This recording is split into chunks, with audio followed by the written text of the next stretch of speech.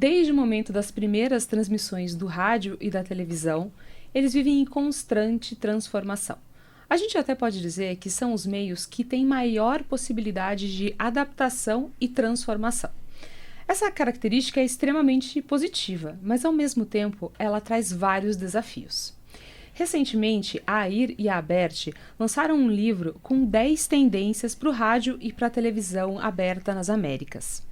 Para falar sobre essa obra, ninguém melhor que o próprio autor do livro, o consultor e professor Fernando Morgado. Bem-vindo, Fernando. Ô, Giovana, é uma alegria falar contigo mais uma vez e agradeço muito a você e a AERP pelo convite para a gente continuar nossa conversa sobre televisão. E agora tendo o livro como um bom pretexto. Realmente. E, inclusive, é um livro que está com bastante conteúdo, né, Fernando? Depois a gente até pode falar um pouco como as pessoas podem acessar esse material. Na nossa primeira edição aqui do TV é Tudo, a gente falou de TV 3.0, né, de todas as suas tendências. E agora a gente vai para um assunto, iniciando aqui, né, para um assunto que tem muito a ver também com TV 3.0, enfim, com o veículo, que é a questão das assimetrias regulatórias, né, que tem sido muito tratadas nos últimos anos, né, pelas associações, enfim. E que envolve os veículos tradicionais, rádio e televisão, e as plataformas digitais, né? Então, eu gostaria que você começasse conversando um pouco com a gente a respeito dessa realidade, né? Ela é só para o Brasil? Ela é para toda a América? Como contextualiza todo mundo a respeito disso? Não, é um tema muito importante. É dos temas mais discutidos no mercado e não é uma exclusividade do Brasil. Né? Quando a gente olha, na verdade, todo o continente americano, e a bem da verdade dá para a gente extrapolar para outras regiões do mundo. Né? Se a gente pega o caso da Europa, por exemplo, que tem até uma cultura, digamos assim, regulatória muito forte, né? Os debates eles estão acontecendo. E o Brasil, até pelo tamanho que ele tem, não só em termos geográficos, mas sobretudo econômicos, ele ocupa um papel primordial. E tem um outro detalhe também. O Brasil ele tem essa posição de referência no mercado de mídia também pelos hábitos de consumo da sociedade. Então, se a gente olha, por exemplo, o caso específico da TV aberta. A TV aberta brasileira, ela tem um peso, ela tem um tamanho que muitos outros países não têm. Não é? Especialmente se a gente for pegar do ponto de vista histórico, até por conta da força da TV paga. Né? Se a gente pega o caso de um vizinho aqui, a Argentina, a TV paga tem um peso na Argentina histórico enorme. Por razões, enfim, até do próprio perfil da TV aberta lá, até aspectos geográficos, né? Enfim, várias questões que avançaram. Mas o que eu quero dizer com isso? Que o Brasil ele tem um perfil tão grande, um peso tão grande, que ele é uma referência. Então, ainda que esse debate ele aconteça no mundo inteiro, o debate brasileiro ele acaba servindo como referência para os outros lugares. Então, o fenômeno é geral e é um fenômeno muito sério e tem essa escala global também porque, do outro lado da discussão, nós estamos falando das Big Techs. Nós estamos falando das grandes corporações de mídia dos Estados Unidos dessa, digamos aí, geração do século XXI. Porque tem um outro detalhe, sabe, Giovana? O pessoal fica falando assim, o Google é uma empresa de tecnologia. A Meta é uma empresa de tecnologia. Eu acho que está na hora da gente ser mais específico. Google e Meta são empresas de mídia, porque empresa de tecnologia, a Tesla também só que é no campo, enfim, dos automóveis. A Nvidia também é uma empresa de tecnologia, mas ela produz outra coisa. É tecnologia aplicada a quê? Então, no caso do Google e da Meta, onde eles ganham mais dinheiro? Vendendo mídia, vendendo anúncios. Então, são grandes empresas de mídia. E só nesse detalhezinho que a gente está colocando aqui, se todo mundo entendesse dessa maneira e não ficasse nessa nuvem do empresa de tecnologia, só se reenquadrasse como de fato já teria esse tipo de empresa que entrar em uma série de normas que hoje não entram. Uma série de normas. No caso do rádio da TV aberta, pegar o caso aqui brasileiro, historicamente, mesmo na academia, muito se falou sobre regulação da mídia, né? Tem que regular a mídia, regular a mídia. Que é a grande pauta que se fala hoje, né? Sim, tem que regular a mídia. Eu concordo que a regulação atual pode estar defasada, né, que é muito antiga, né? Você pega a lei maior da radiodifusão, né, que é a Lei 4.117. Ela é começo dos anos 60. Muita coisa mudou. De fato, muita coisa tem que mudar, não há dúvida. Tem uma série de entraves, né, e tudo. Isso é uma coisa. Agora, dizer que não tem regulação hoje em dia para radiodifusão, pelo amor de Deus. Você pega qualquer publicação da Aberte, né, mostrando regulação de radiodifusão, é um catatal desse tamanho. E é uma loucura, porque você tem parte está na Constituição, parte está no direito civil, parte está não sei o quê, aí parte é o Ministério da Justiça. E a maioria esmagadora, se não quase tudo disso, Big Tech nem passa perto. Tem o Marco Civil da internet, né, que Sim, também já está defasado. Também já estava defasado, e não trata de uma série de coisas, de uma série de obrigações que a radiodifusão tem. Por exemplo, classificação indicativa. Então tem uma série de conteúdos que não podem ir ao ar, ou não deveriam, né, porque a classificação indicativa, enfim, tem outra questão. A partir de determinado horário, e na internet faz o que quer, do jeito que quer, bota o que quer, né? Enfim, tem uma série de diferenças. E aí? Como é que fica? Sabe? Controle de grupos estrangeiros. Né? Vamos pegar um caso aqui que eu tenho discutido muito nos últimos tempos, o caso do YouTube. Se a gente olha para o YouTube hoje em dia, e o Google, né, que é o dono do YouTube, está cada vez mais com o discurso de que o YouTube é TV. Vira para o mercado publicitário e fala, olha, nós somos televisão, olha aqui, a gente tem esse canal aqui, a gente tem esse conteúdo aqui, é televisão. Ah, é televisão? Então, se é televisão, tem que ter regulação de televisão. Sim, cotas, tributos, tudo que está envolvido. Tudo, exato. Ué, é televisão? Ah, não, Ué, não teve aquela história que o YouTube pegou e fez uma projeção errada, bizarra, desmentida pela Cantar Ibope Media, dizendo que tinha mais audiência do que TV aberta, que é mentira. Porque a projeção que foi feita estava tecnicamente errada e não tinha validação da Cantar. Mas não quer dizer... Então tá bom. Tem que vender então 70% do YouTube para capital nacional. Porque na TV aberta, capital estrangeiro só pode até 30%. Então por que eles podem receber dinheiro lá da Califórnia para cá e tá tudo legal? Aí o outro vai, monta empresa não sei aonde, faz não sei o quê. Ah, que bacana.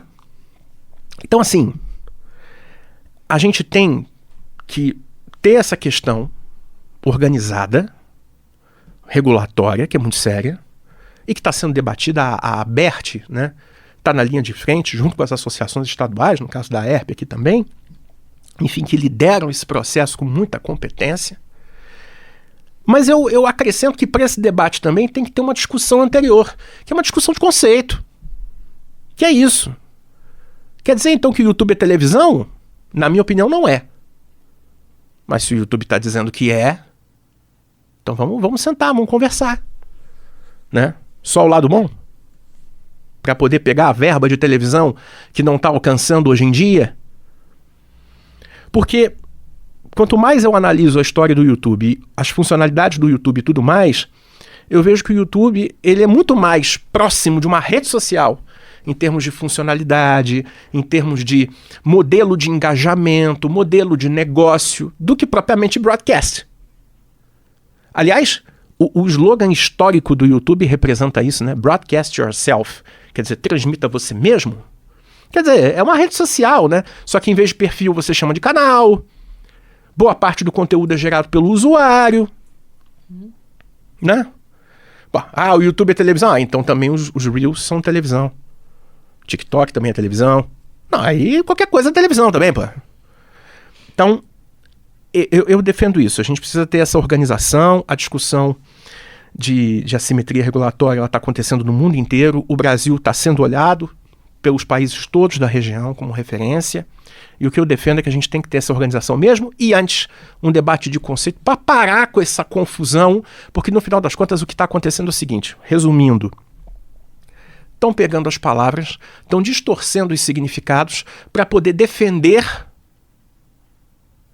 benesses, benefícios que não são justos, na minha opinião.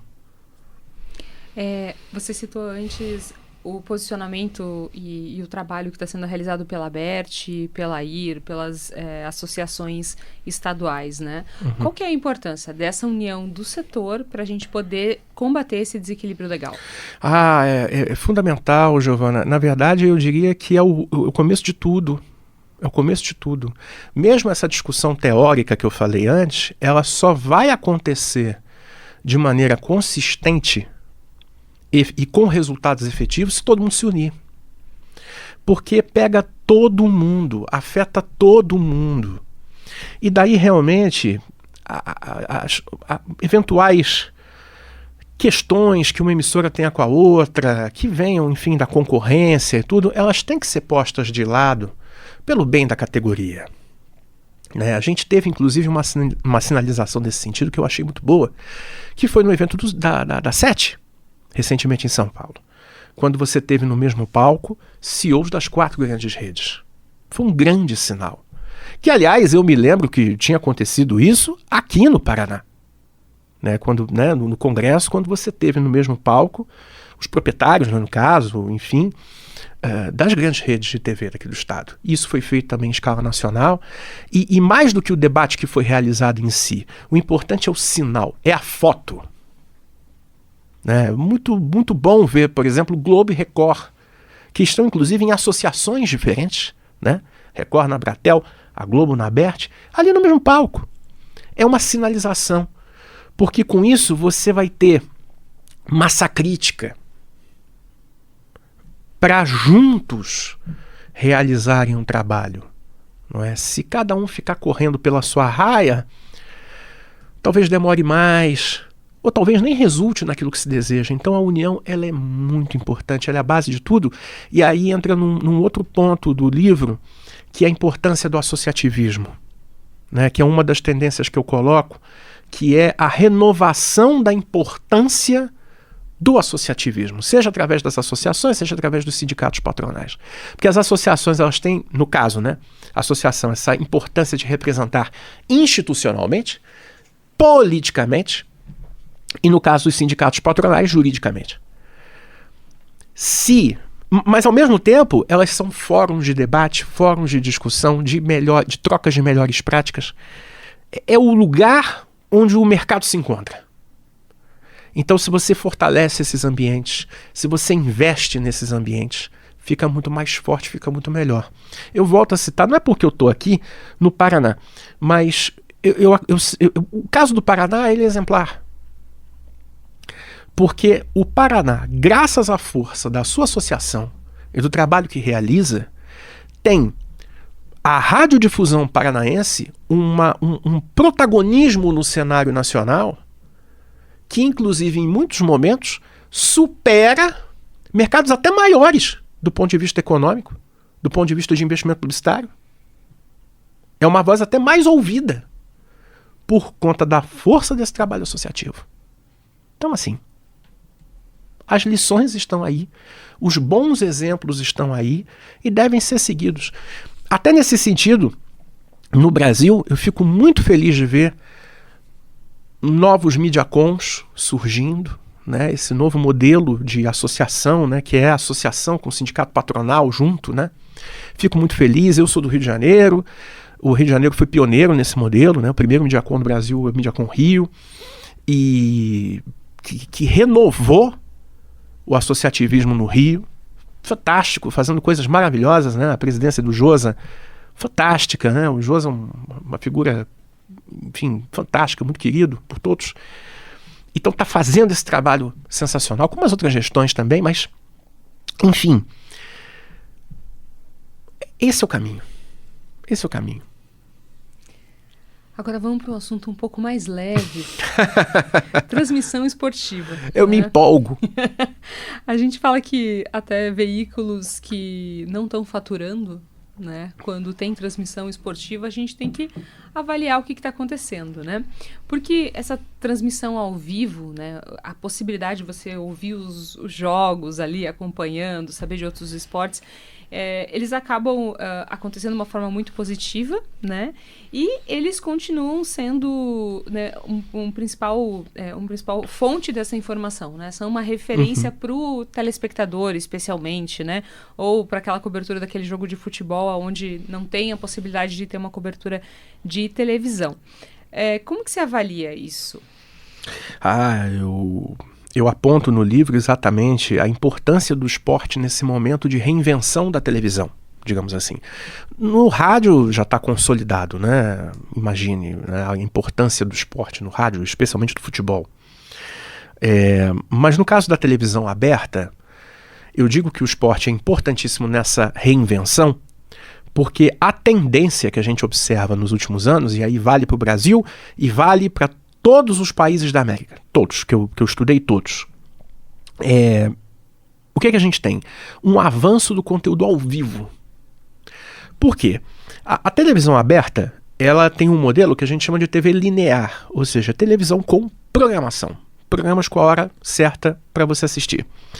Só que durante muitas décadas ali, se pegar, especialmente década de 70, até uns 80, a televisão aberta, ela era, em grande medida, cheia de programa gravado. Filmes, séries estrangeiras, desenhos animados. E esse tipo de conteúdo está plenamente atendido, oferecido pelas plataformas de streaming. Até porque muitas delas são ligadas aos estúdios. E as que não são, têm suas produções originais. É o caso da Netflix e tudo mais. Então, realmente você limita, né, talvez o interesse que desperte de ver um filme ou ver uma série só naquela hora, se você pode ver o mesmo conteúdo a qualquer hora do dia ou da noite. Mas o ao vivo, ele tem uma coisa fundamental, que ele desperta o sentimento de urgência, o inesperado, o improviso, o surpreendente, porque o ao vivo é a vida real. E de todos os conteúdos ao vivo, certamente dos mais valiosos é o esporte. Porque o esporte, você tem ao mesmo tempo que o apelo do conteúdo em si, claro, né? Mas não precisa falar da importância do futebol para o brasileiro, mas você tem uma multiplicidade de formatos comerciais que você pode oferecer. Então, mesmo que determinado evento, determinado torneio, determinado jogo, talvez nem dê a audiência que se imaginava, mas ele junta uma comunidade, ele junta uma audiência que é valiosa do ponto de vista demográfico, do ponto de vista comportamental, do ponto de vista econômico. E a partir disso você pode oferecer marcas, produtos, serviços. E ainda mais nesse momento que a gente tem aí a força das bets na publicidade. Então você está falando, enfim, de um produto, né, de um tema esporte, que na verdade está diretamente ligado à atividade desse anunciante, né, que são os sites de apostas esportivas. Então, veja que tem uma questão de conteúdo que é ofertado com modelo, tema comercial, e isso ajuda a explicar em parte essa importância do esporte, né, para a manutenção dessa TV linear, ajuda a explicar por que os direitos esportivos estão tão caros. E esse também é um fato mundial, não é só aqui, e a tendência é que continue ficando caro, porque vai ficando cada vez mais estratégico para esses canais, que são os que, em boa parte dos países, inclusive aqui, são os que tendem a ter mais bala na agulha para pagar mais pelos direitos. Ainda que plataformas de streaming tenham crescido e entrado nesse jogo, mas enfim, a TV aberta tem a sua importância enorme. Então, o esporte ele tem muito valor por juntar audiência, mas também juntar receita, né? E ano que vem tem Copa, né? Que é o filé mignon do filé mignon. Bom, a gente está falando aí de transmissão esportiva que é ao vivo e que é completamente ligada ao conteúdo local, né? Assim, se a gente for ter uma transmissão de um jogo ou de qualquer esporte de outro estado, você acaba tendo uma audiência menor, né? Isso também no jornalismo, enfim, nos demais programas que estão ali na grade, né? Essa questão do conteúdo local, ela continua sendo um diferencial competitivo para as emissoras? Ah, sem dúvida, e tende a ser cada vez mais. A televisão aberta, ela cresceu e se desenvolveu a partir do modelo de rede, que é um modelo, o nosso modelo é um modelo inspirado no modelo dos Estados Unidos, porém adaptado à nossa realidade. Então, se a gente pega, por exemplo, o modelo histórico da Rede Globo, que não foi a primeira rede de TV do Brasil, mas certamente foi a que consolidou esse modelo de negócio ao longo das décadas, você tem um modelo em que grande parte, historicamente, né, grande parte dessa programação é gerada a partir do que a gente chama tecnicamente de cabeça de rede, né, que no caso da Globo fica no Rio. Então, historicamente, você viu muito conteúdo com a cara do Rio, ou no caso de uma outra rede, por exemplo, o SBT, com a cara de São Paulo e tudo mais. E isso funcionou, e funciona até hoje, como negócio, sem dúvida. E se você pega, né, e eu fiz essa análise há um tempo atrás, os dados do Sempre Meios, boa parte do investimento publicitário ainda está no que a gente chama de anúncio net, ou seja, um anúncio que vai para o Brasil inteiro ao mesmo tempo. Só que, da mesma maneira que o esporte, só que as plataformas de streaming têm investido muito no entretenimento gravado, filmes, séries. O conteúdo local, ele não entra tanto nesse modelo. Você pode até ter, por exemplo, documentários com temáticas brasileiras, mas uma coisa é temática brasileira, outra coisa é uma temática do Paraná. É uma temática de Londrina, uma temática de Cascavel, uma temática de Maringá. Esse tipo de especificidade não encaixa no modelo de negócio de uma Netflix da vida. Eu não estou falando que a Netflix não faria, não teria condições de fazer. É porque talvez não lhe interesse, porque ela é uma plataforma global. E ela vai fazer conteúdos regionais, mas assim, em mercados selecionados. Não vai fazer também para todos os países e todas as regiões. Então, da mesma maneira, então abre-se um caminho.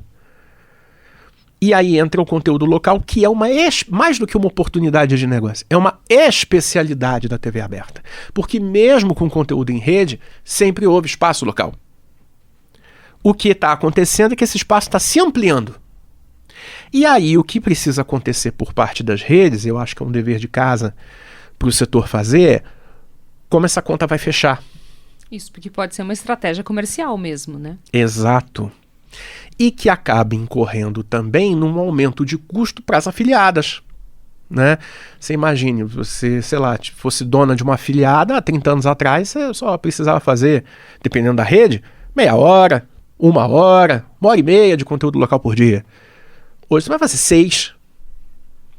Então, precisa redimensionar a sua estrutura e entra nessa discussão de como viabilizar comercialmente, né? Então, a oferta de novos formatos comerciais, novos modelos, novos projetos. Projeto é a palavra, que é uma coisa que o rádio, por exemplo, faz tão bem há tanto tempo. Cada vez mais a televisão tem que investir também em projetos regionais, projetos locais. Não estou falando que não façam, fazem. Inclusive aqui no Paraná, temos grandes exemplos. Mas isso tem que ser feito no Brasil inteiro, para você poder pagar esse investimento maior, esse esforço maior que as emissoras têm que fazer para se manterem, né? Para se manterem competitivas. Então, conteúdo local, e aí especialmente o jornalismo, né? Porque o jornalismo, então, se o ao vivo tem o senso de urgência, o jornalismo tem muito mais, né? E é um diferencial também contra as plataformas de streaming.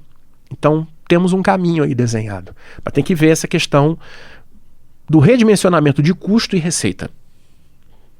Dentro disso, a gente também pode falar de imediatismo, né? A gente vive numa sociedade que busca por isso o tempo inteiro, né? A gente fica o tempo inteiro consumindo informação e a gente tem a impressão que as redes sociais, digitais, essas plataformas, são elas que realmente oferecem essas atualizações em tempo real.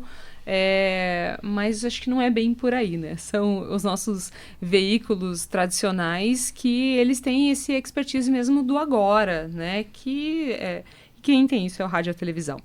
Como que as emissoras podem se beneficiar dessa característica que é intrínseca? Uhum. Aí a gente tem, sem dúvida nenhuma, o jornalismo ocupando um papel de destaque, né? porque de todos os gêneros, formatos de programação, o jornalismo realmente ele tem um papel fundamental, né, do ponto de vista de audiência. Né? A gente viveu uma transformação nas últimas décadas muito interessante, inclusive, nesse sentido. Se a gente fizesse esse comparativo histórico, é interessante observar. Você pega na década de 70, as programações, o jornalismo ocupava um lugar muito secundário nas grades. Né? O Jornal Nacional, ele durava 25 minutos. Era um jornal que começava assim, 10 para daqui a pouco, né? Sabe, 5 para daqui a pouco. Começava às 7h50 e ia até 8h15. Quer dizer, você piscava, já passou. Hoje em dia dura 1 hora. E todos os jornais das maiores redes duram 1 hora. Né? Uma revolução, imagine. Uma revolução que começou... O primeiro jornal que durou 1 hora foi super festejado na época, que foi o Jornal da Manchete em 83. Então, assim... E na época foi visto uma revolução. É a CNN brasileira, mas era 1 hora. Hoje em dia 1 hora é o mínimo que um telejornal de horário nobre tem. Então... E por que isso acontece? Porque também os temas de interesse da sociedade como um todo mudaram. A política, por exemplo, ocupa um papel muito mais central do que ocupava há 20, 30 anos atrás. Né? Hoje, na verdade, nós acompanhamos, alguém disse essa frase não é minha, né, que a política é um reality show de gente feia. Então a gente acompanha esse reality show todo dia, toda hora. E onde é que a gente vê os capítulos desse reality show? Pelos telejornais. E aí, né, você falou da questão da rede social. A rede social se alimenta disso, se beneficia disso, porque salvo honrosas exceções que confirmam a regra. Né? Qual é a regra?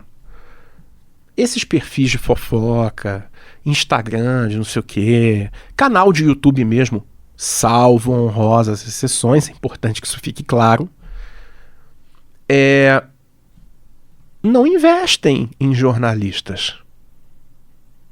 Não contratam jornalista. Em geral, o que eles fazem? Né? Eu acho isso muito engraçado. É a mesma pessoa que diz: a mídia tradicional, dita tradicional, está morrendo. Ninguém mais liga para isso. Mas agora vamos comentar o noticiário? Aí abre o site SBT News, G1, R7, Band.com.br. É o quê? Aquilo é o quê? Abre o site da Folha, Estadão, Veja. Entendeu? Por quê? Porque não investe em produção de conteúdo, então tem que pegar o conteúdo de quem investiu. Sem nenhum tipo de remuneração para quem produziu o conteúdo, né? Esse é um outro, é um outro capítulo. Sem a remuneração e ainda pichando. Falou, não, essa mídia morreu. Mas vamos ver o que está na home aqui do G1? Olha só que coisa interessante aqui. Vamos ver o que saiu aqui na Jovem Pan. É um contrassenso. A gente está vivendo um momento de uma batalha de narrativa que a gente tem que começar a mudar isso. E está na hora da própria radiodifusão ser mais afirmativa nesse sentido. Não é negar a tecnologia. Não tem nada a ver com isso. Não é ser tecnofóbico. Não, é simplesmente assim. Estamos todos juntos no mesmo lugar aqui, né? Nesse mundo. Todas as mídias são digitais. Não tem mais mídia analógica. Acabou. TV digital desde 2007. O rádio está na internet desde o meados dos anos 90. Boa parte da audiência do rádio é streaming. Jornal foi para internet, revista foi para internet, e entra com esse papo de mídia analógica, mídia on, mídia off. Não tem uma mídia off. Televisão tá no streaming há muito tempo. A gente tá falando de TV 3.0 e ainda chamando televisão de mídia off. A gente tem que organizar essa discussão. Tem muita coisa equivocada sendo dita, e isso impacta nessa percepção da produção de conteúdo, que é o nosso tema, né? Quem produz conteúdo de fato, que aí fica, não, é a rede social. Não, cara, não é. Você pode até ter consumido pela rede social, mas foi uma outra empresa que produziu, com outro perfil, com uma outra regulação. Então a gente tem essa discussão.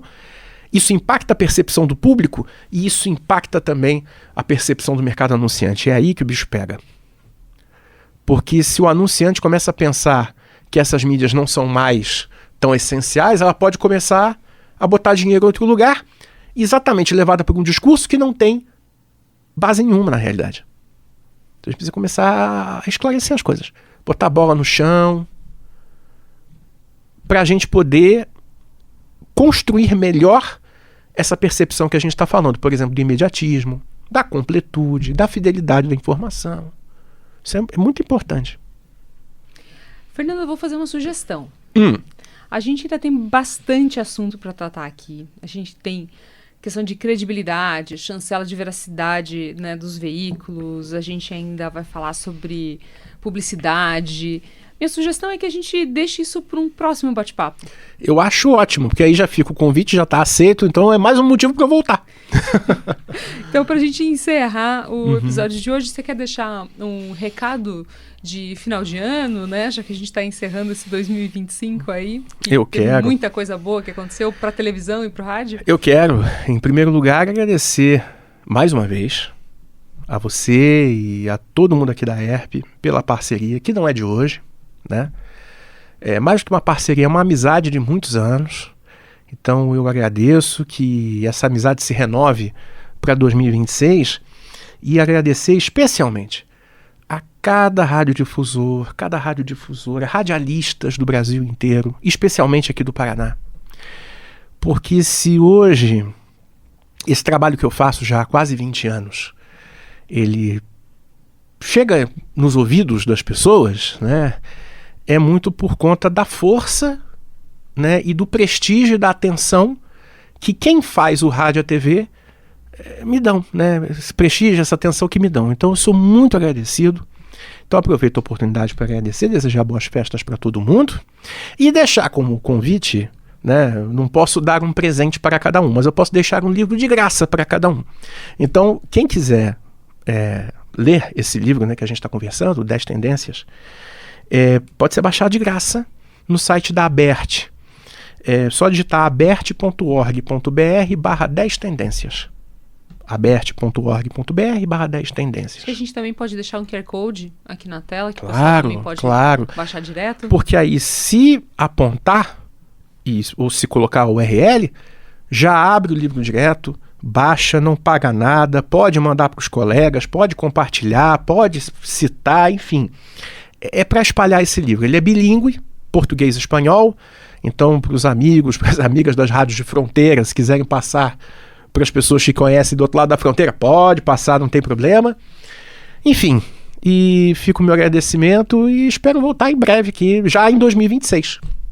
Obrigada, Fernando. Fica também o nosso agradecimento pelas informações compartilhadas e 2026 já está aí, né? É isso aí. Obrigada.